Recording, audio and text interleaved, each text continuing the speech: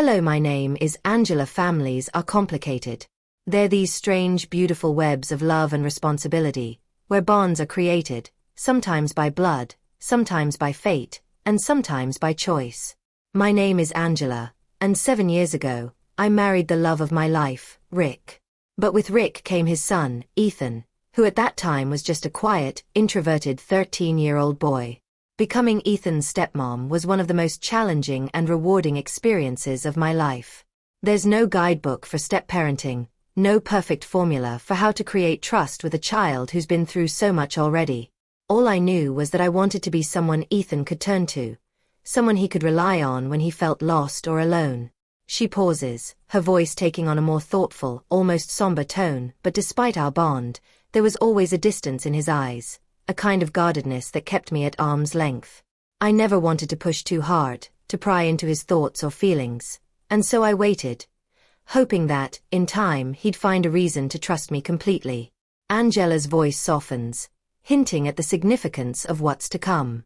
One night, while his father was away, I found myself alone with Ethan.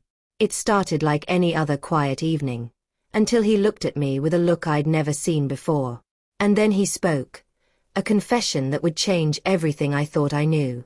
It was one of those calm, uneventful nights.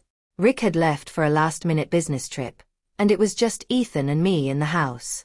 I figured Ethan would do what he usually did, hole up in his room, headphones on, deep into whatever music he was currently obsessed with. Angela glances up as Ethan wanders into the living room, looking a bit lost. He's holding a mug of tea, and there's something about the way he stands there, almost hesitant. Something was off. Ethan wasn't usually the type to seek me out, especially when we were alone. I gave him a small smile, hoping to ease whatever tension he was feeling. She motions for him to sit down beside her.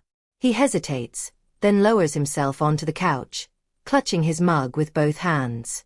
There's an awkward silence between them, filled with unspoken words. "So, how's school going?" Ethan shrugs, keeping his eyes on his mug. Angela notices a flicker of emotion in his expression, something raw and unguarded. I wasn't sure what to say. Over the years, I tried to be there for him, to build that bridge of trust, but Ethan had always been so guarded. And tonight, he looked like he was struggling with something, like there was a storm behind his eyes. Angela reaches out gently, placing her hand on his shoulder. Ethan tenses for a moment but then relaxes, his shoulders slumping slightly as if releasing some of the weight he's been carrying. "Hey, Ethan, you know you can talk to me about anything, right? No judgment, no pressure. Just, whatever's on your mind." Ethan's expression shifts, a mixture of relief and hesitation. He opens his mouth as if to say something, then stops, casting his gaze downward. Angela waits patiently, sensing he's on the verge of sharing something deeply personal. I don't know how to say this. I've felt so alone lately, like nobody really gets me. Angela's heart aches at his confession. She knows how isolated he's felt since his mother passed away years ago, and despite her efforts, there's always been a gap between them. Here it was. An opening, a chance to connect. I could feel my heart pounding, hoping that whatever he was about to say would finally bring us closer. Angela scoots a little closer, her voice soft but encouraging. "Angela, Ethan, you don't have to go through." Angela watches Ethan, her heart pounding with a mix of concern and curiosity. He's silent for a moment, still clutching his mug, and she can see him gathering his thoughts. The room feels thick with tension. I could tell he was struggling to get the words out, but something told me it was important. Whatever he had to say, I had to be there to listen. Ethan sets the mug down on the table and takes a deep breath, his eyes never quite meeting hers. "Angela, I know we're family. But, sometimes, I just feel like I don't belong here. Like I'm just a stranger in this house." Angela feels a pang in her chest. She's always tried to make him feel welcome, to bridge the gap between them. She reaches out, placing a hand on his shoulder, her voice soft. "Ethan, you know that's not true. We're all just trying to figure things out together. I care about you, more than you realize." He looks down, his face clouded, as if he's grappling with something heavier than she imagined. It's not just that. I've been trying to move on from everything.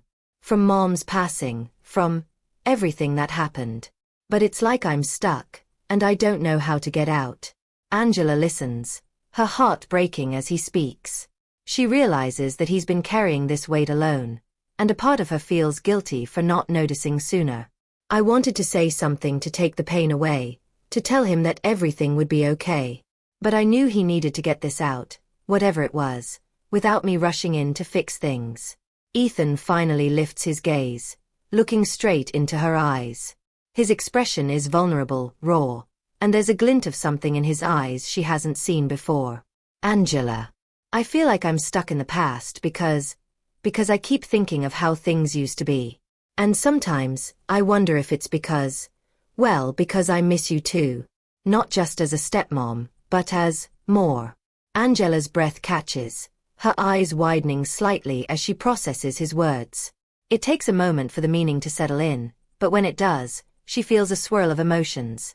Shock, empathy, and an overwhelming sense of the complexity of his feelings. I was stunned. I never imagined that he felt this way, and in that moment, a wave of protectiveness washed over me. I wanted to help him navigate these feelings, to understand that what he was feeling was complicated but valid. Angela gently places a hand on Ethan's. Ethan, I know things have been hard. But sometimes, when we feel lost, we look for comfort in familiar places. And I'm always going to be here for you, in whatever way you need me to be. But maybe we can work together to find a way forward, to help you feel less stuck. Ethan nods, his face softened with relief. Angela can sense that he feels understood, and there's a quiet strength in the way he squeezes her hand. Angela and Ethan sit in silence for a moment, both absorbing the emotional intensity of what's just been shared. The room feels lighter now, the weight of unspoken feelings no longer hanging between them. Angela senses a shift in Ethan, a glimmer of hope, a softness that wasn't there before. I could feel the tension lifting, as if we'd both taken a step toward healing. I knew that acknowledging his feelings was only the beginning, but I could see a spark in him that gave me hope. We could move forward. Together. Ethan lets out a small, shaky laugh, his face a mixture of relief and embarrassment. Ethan, I can't believe I actually said all of that. It's been in my head for so long, and I guess I don't know what I thought. Maybe I just needed someone to understand. Angela smiles softly, her voice calm and steady. Ethan, sometimes just saying things out loud can make all the difference. Now that we've talked about it, you don't have to carry it alone anymore. I'll be here, and we'll figure this out together. They share a warm, understanding look, and Angela can see the gratitude in his eyes. He seems lighter, more at peace.